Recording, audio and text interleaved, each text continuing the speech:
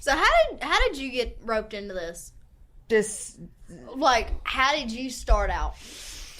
Bad childhood. Here? Yeah. Like every entertainer, my parents were alcoholics and ignored me. I mean, I'm not even really joking, because when people ask me, they're like, what did you do to get this? And I'm like, I did start with a very big, like, God-sized hole that was like trying to get approval from alcoholics. You know, I was trying to make alcoholics laugh. I was trying to make people on drugs like calm down and stop yelling. And I was trying to keep the mood light because everyone was fighting. And, you know, that's kind of what stand-up is. You go in front of a bunch of drunk people and you try to make them laugh and cheer them up. You know, so I you know, when people say like, I want to get to stand-up, I'm like, okay, like, you know, let's first make sure your childhood was terrible.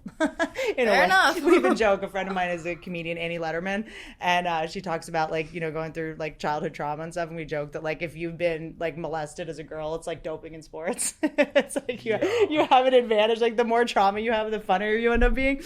But I, you know, studied theater in college and all that kind of stuff. I studied journalism as well, which journalism used to be this thing where individuals would tell the truth about what was happening in the world. It ended like 10 years ago. But you know, now the news is actually fiction. And all media is documentaries that are the truth. It's completely flipped.